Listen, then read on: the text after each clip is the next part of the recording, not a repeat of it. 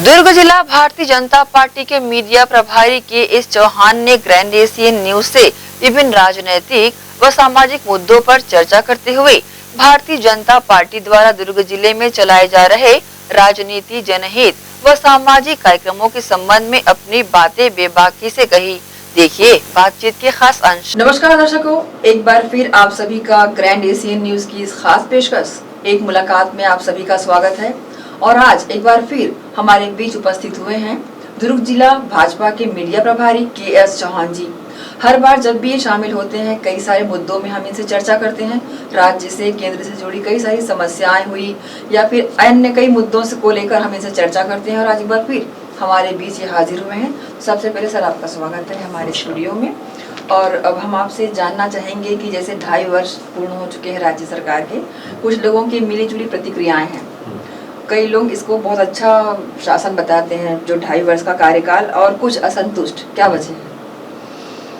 देखिए, असंतुष्टि जो है वो सिर्फ एक दल की नहीं है। आप हर गली मोहल्ले, चौक चौराहे, चौपाल में इसकी असंतुष्टि दिख रही है, क्योंकि जो वादे किए गए थे सरकार से, जो अपेक्षाएं थी सरकार की, जो अपेक्षाएं हमने प्रेजेंट की थी और उस अपेक्षाओं पे हम खरा नहीं उतर पाए। जैसे पुलिस कर्मियों की भर्ती थी, शिक्षा कर्मियों की भर्ती थी और मेडिकल स्टाफ की भर्ती थी, वो कोई भी वादा पूरा नहीं किया गया। कुछ की भर्तियों के लिए एग्जाम्स भी लिए गए, लेकिन उसके बाद भर्तियां नहीं की गई, और एग्जाम्स के बाद भी कुछ ऐसे केसेस हो गए या वो कोर्ट में है तो उसको पेंडिंग किया गया, उसको लटका के रखा गया। तो इसके कारण बहुत सारी असंतुष्टि बहुत ज्यादा है। और छत्तीसगढ़ की आज की जरूरत मेन वो है रोजगार। रोजगार में ही आपने संतुष्ट नहीं किया।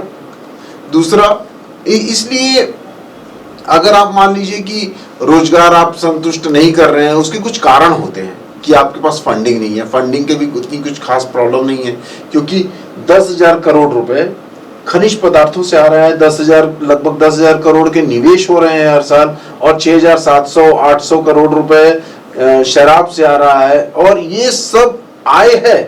लेकिन उसके बावजूद भी भर्तियां नहीं की गई हैं। और भर्तियों का इसमें असर क्या आ रहा है कि जो भर्तियां नहीं हुई हैं तो उसमें वर्कलोड, जो पहले से अधिकारी हैं, कर्मचारी हैं, उन पे वर्कलोड ज्यादा पड़ रहा है और उसके कारण वो फ्रस्ट्रेशन हो रहे हैं। फ्रस्ट्रेशन का असर जनता के ऊपर आ रहा है कि वो काम ठीक से नहीं कर पा रहे हैं। उसका डायरेक्ट असर जनता भुगत रही है। अगर दूसरों को अगर आप भर्तियां नहीं दे रहे हैं, उसका भी असर वो करिए। और अपराध, दूसरा जो है, अपराध इतने बढ़ गए हैं। आपके ही न्यूज में मैं रोज देखता हूं, ऐसा कोई न्यूज नहीं है जो बिना आपराधिक मामले के ना हुआ हो। मतलब असंतुष्टि का एक कारण ये भी मान सकते, ये भी है। आज बच्चियां अपने बाप का कत्ल कर रही हैं, अपने बाप को मार रही हैं, बाप की वजह से पूरा परिवार खत्म हो रहा है। बहुत सारे ऐसे आपराधिक तत्व हैं, आपराधिक कारण हो गए हैं। आपराधिक कारण इसलिए बढ़ते हैं क्योंकि प्रशासन निरंकुश हो जाता है या करप्ट हो जाता है। और इसके 2 कारण होते हैं कि जब शासन का अंकुश नहीं रहता, जो पकड़ नहीं रहती, और शासन के पास सिस्टम नहीं है कुछ, अगर मान लीजिए, तो ये प्रशासन निरंकुश हो जाता है।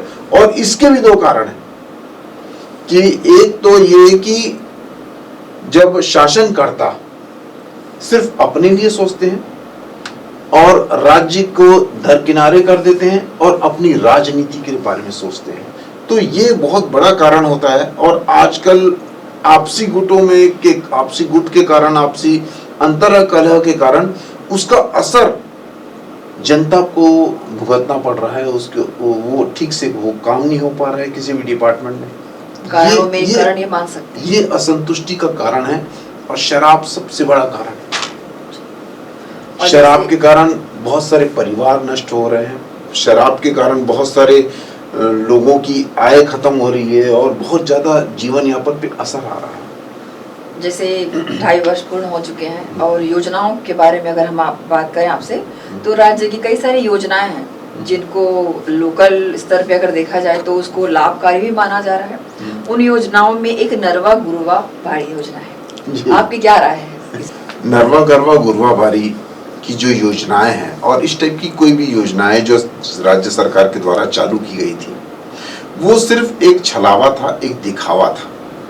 इसमें वो भटक चुके हैं या हो सकता है कि कुछ विजन लेके वो आगे बढ़े हों और उस चीज से वो भटक चुके हों, क्योंकि कई जिलों में वो सिर्फ एक योजना ही बन के रह गई है, वो सिर्फ कागज में ही है और यथार्थ रूप में वो आगे नहीं बढ़ पाई है। जैसे मान लीजिए कि आपको ये तो पता है कि साइकिलिंग चलाने से हम स्वस्थ होंगे, लेकिन आप साइकिल चलाएंगे ही नहीं तो स्वस्थ कहां से हो जाएंगे? आप सिर्फ कागज में हैं, योजनाएं सिर्फ कागज में जब तक रहती हैं, यथार्थ रूप में नहीं होती हैं, तब तक उन योजनाओं का कोई मतलब नहीं होता है। जैसे अभी वर्मी कंपोस्ट खाद का ले लीजिए, इस योजना के तहत वर्मी कंपोस्ट खाद जो है वो खाद निकाला गया और किसानों को प्रेशराइज किया जा रहा है। किसान क्रेडिट कार्ड के तभी आपको पैसा मिलेगा कि जब आप वर्मी कंपोस्ट खाद खरीदेंगे और वो 10 रुपए किलो में खरीदेंगे। किसान खरीदने के लिए रेडी है, लेकिन उसको कंपेटिटिव रेट में मिले, सस्ते दामों में मिले। आप 2 रुपए का गोबर खरीद के 400 ग्राम 1 किलो में खाद निकलती है ये, तो उसमें आप उसकी कॉस्ट आती है 4.5 से 5 रुपए और आप 10 रुपए में उसे बेच रहे हैं। सामने हाथ से तो आप गोबर खरीद के पैसा दे रहे हैं और पीछे के हाथ से आप उसको ले रहे हैं, तो ये कोई योजना नहीं हुई। दूसरा, अभी हाल में ही हमारे दुर्ग में ही एक घर का चिराग बुझ गया, सिर्फ इसलिए कि मवेशियों के कारण उसकी टक्कर हो गई और वो दुर्घटना में खत्म हो गया। और ये घटना रुकने वाली नहीं है जब तक योजनाएं यथार्थ रूप से उसको क्रियान्वयन नहीं होगा। यथार्थ रूप से क्रियान्वयन इसलिए नहीं होता है क्योंकि प्रशासन में ऐसा कोई सिस्टम है ही नहीं। आपने योजना बना दी और सिस्टम से आपने उसको क्रियान्वित कर ही नहीं रहे। इस वजह से ये सब चीजें डूबे जा रही हैं। नरवा गरवा गुरुवा भारी, नरवा गरवा गुरुवा भारी, रोका छेका कहां गए दारी। सिर्फ कागज में योजना है मोर संगवारी और आंख मुदत है हमार सरकारी अधिकारी और सरकार हो गए पूरा कन लवारी। ये हाल है। चौहान जी, आपने इस नरवा गरवा गुरुवा बाड़ी को लेकर जो एक हास्यात्मक पेश किया, व्यंग पेश किया, अब मैं ये पूछना चाहूंगी आपसे कि बीजेपी के सामने राज्य सरकार के खिलाफ कई सारे मुद्दे हैं, बावजूद इसके वो इसका विरोध करती नजर नहीं आ रही, क्या कारण है? देखिए, भारतीय जनता पार्टी एक विपक्ष की जो भूमिका निभाती है वो सकारात्मक वे में निभाना चाहती है।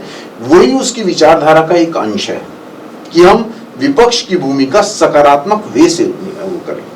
इसलिए हमें अपने समाज की, अपने देश की सेवा सर्वोपरि होती है।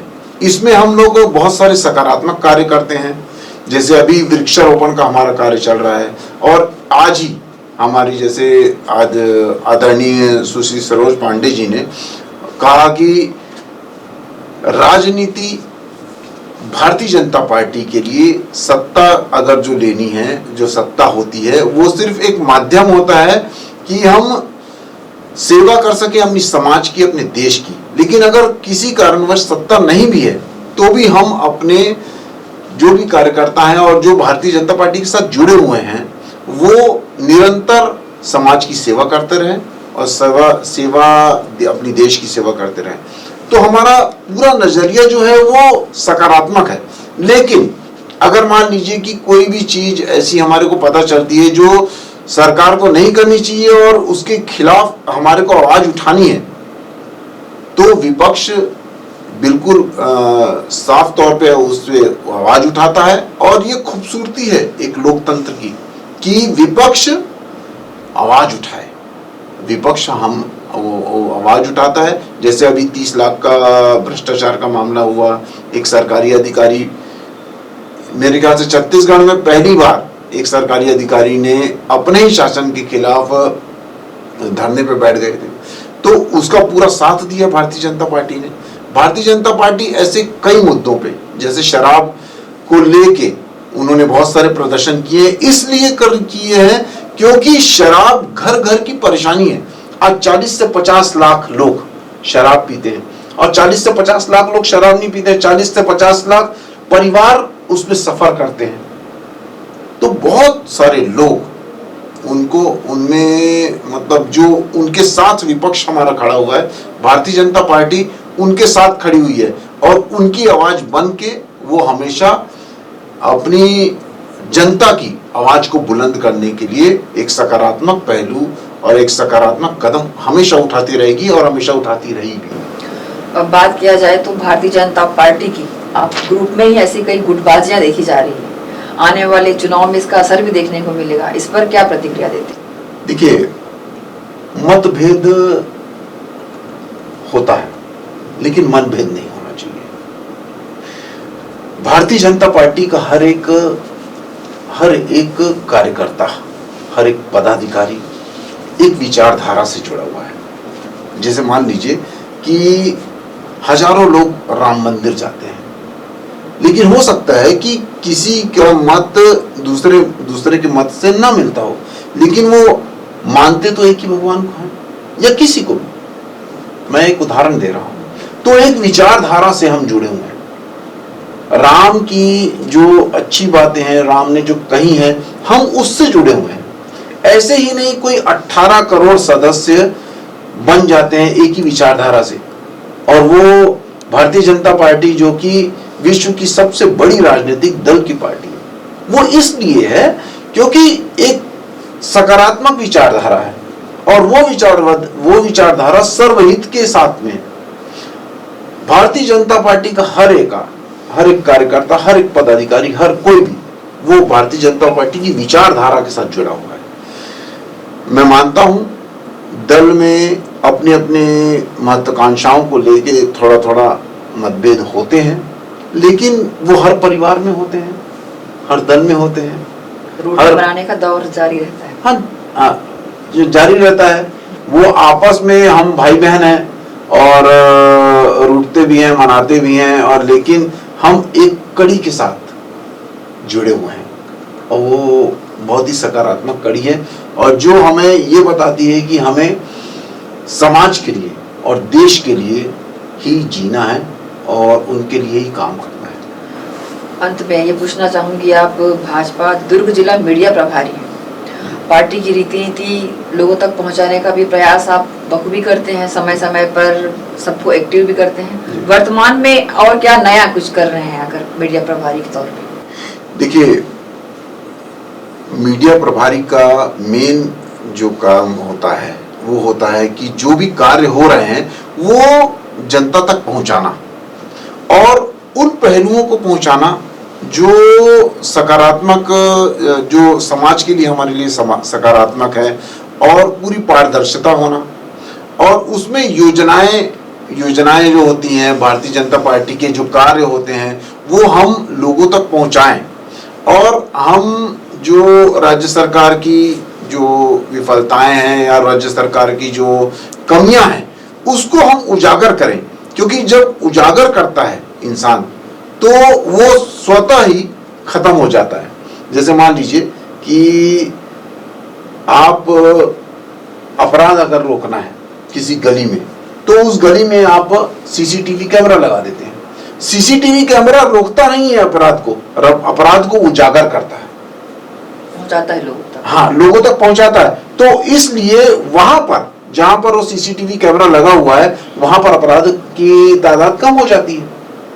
तो इस वजह से हमारा भी काम यही है कि लोगों तक किसी भी चीज को पारदर्शिता से पहुंचाना, और योजनाएं पहुंचाना अच्छी। राज्य सरकार की भी अगर कोई योजनाएं होती हैं तो भी वो लोगों तक पहुंचाना, केंद्र सरकार की तो हम पहुंचाते ही हैं, लेकिन कोई भी कमी हो, कोई भी जो भी चीजें हो वो हम लोगों तक पहुंचाएं, यही हमारा प्रयास रहता है। सर, आप एक बार फिर हमारे स्टूडियो में आए और राज्य से जुड़ी, पार्टी से जुड़ी कई सारी जानकारियां लोगों तक पहुंचाई और दी। हर बार आप एक नई छाप छोड़ जाते हैं, हर सवालों का जवाब बड़ी बेबाकी से दे जाते हैं। तो आपका एक बार फिर से स्वागत है और अभिनंदन, आभार। आपका भी बहुत बहुत धन्यवाद। और आपका भी एक अहम रोल है, मीडिया का एक अहम रोल होता है जो कि हमारे चौथा स्तंभ होता है और हमें बहुत ज्यादा मीडिया के ऊपर आस्था होती है। जनता को बहुत ज्यादा आस्था है कि आप हमारे तक वो चीजें पहुंचाएंगे जो हमारे लिए जरूरी है। तो ये आप अहम भूमिका निभा रहे हैं अपने समाज के लिए, आपका भी बहुत बहुत धन्यवाद। तो दर्शकों, आज की इस खास मुलाकात में हमारे साथ थे भाजपा जिला दुर्ग मीडिया प्रभारी केएस चौहान जी।